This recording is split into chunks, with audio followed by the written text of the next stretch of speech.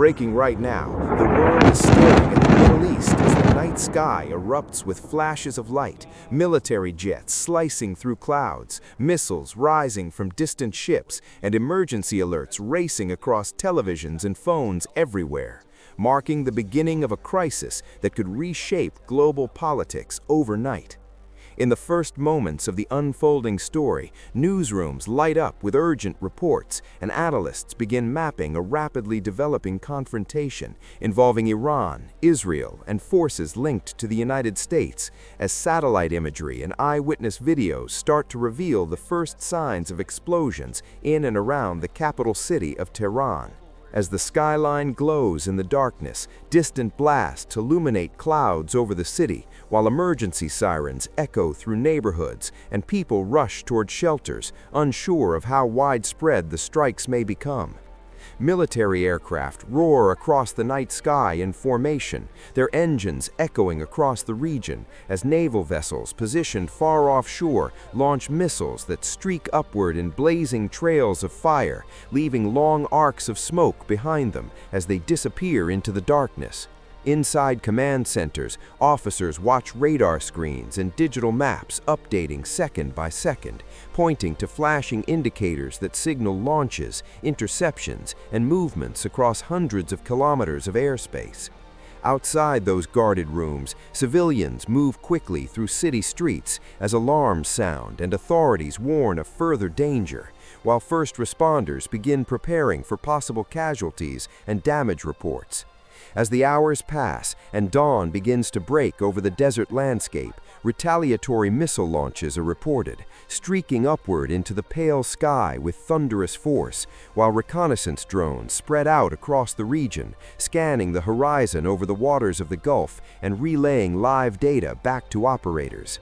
Air defense systems activate across multiple locations, intercepting incoming projectiles high above urban centers as bright flashes appear in the sky and fragments fall harmlessly into the distance. Military bases across the region enter heightened alert status as armored vehicles roll out, soldiers move into defensive positions, and commanders coordinate responses while monitoring developments in real time. Meanwhile, naval patrols intensify around the strategic waters of the Strait of Hormuz, one of the most important shipping corridors on the planet, where any disruption could ripple across global energy markets and international trade routes. The crisis soon expands beyond a single front as rocket launches are reported from the hills of southern Lebanon, sending new shockwaves across the region and drawing additional military responses as aircraft roar overhead and surveillance systems track every movement across land and sea.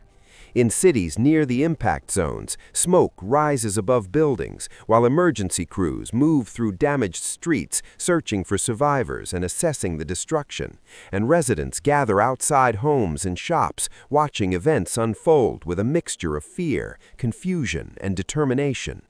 Rescue teams sift through rubble with flashlights and heavy equipment, while ambulances rush injured civilians to hospitals already preparing for long nights of emergency treatment, where doctors and nurses work tirelessly amid the sound of medical monitors and hurried footsteps in crowded corridors.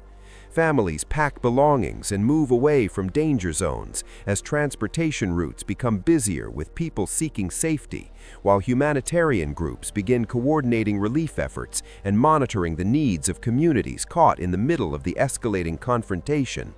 Beyond the immediate conflict zone, the economic consequences begin to ripple outward as oil tankers at sea alter their routes and global markets react to uncertainty with sudden drops in trading boards and tense discussions on financial floors around the world.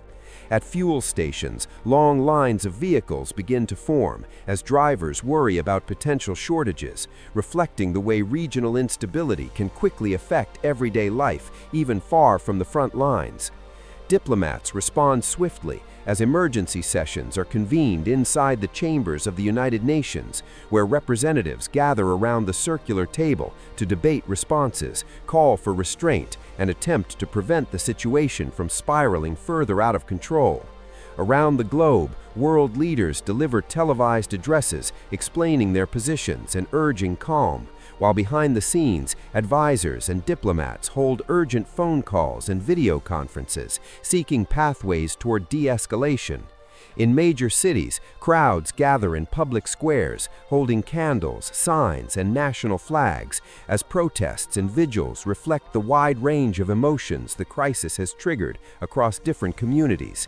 Journalists line up outside government buildings, waiting for briefings as cameras flash and reporters ask urgent questions about what may happen next, while military spokespeople stand beside detailed maps outlining the sequence of events and the strategic calculations now under discussion. At defense headquarters, security remains tight and vehicles move in and out under watchful guards, while inside secure conference rooms, leaders sit around long tables, studying intelligence reports and debating the difficult decisions that could shape the future of the region. In cities, crowds gather around giant screens in public spaces, watching speeches from officials broadcast live, their faces reflecting uncertainty as they listen carefully to each new announcement and analysis. Above the ground, satellites continue to capture images of smoke drifting across cities and naval fleets maneuvering across tense waters beneath fading sunlight, offering the world a distant but revealing perspective on the unfolding situation. At air bases, fighter jets line runways through the night, while crews inspect equipment and prepare for possible missions, their silhouettes illuminated by runway lights and the low hum of engines warming in the darkness. Yet, amid the tension, there are also quieter scenes where communities gather in peaceful vigils, lighting candles and sharing moments of reflection, as they hope that diplomacy and dialogue might eventually replace the sounds of sirens and explosions. In conference rooms and diplomatic corridors, discussions continue about ceasefires, negotiations, and the possibility of rebuilding trust in a region that has seen many crises before, but now faces another critical crossroads. For millions of people across the Middle East and far beyond, the coming days will determine whether this confrontation expands into something far larger or begins to slow under the weight of international pressure and negotiation. And so tonight, the world keeps watching. Analysts studying maps, leaders weighing decisions, civilians hoping for calm, as the story continues to unfold moment by moment, reminding everyone that in an interconnected world, the echoes of conflict can travel far beyond the place where the first explosion was heard.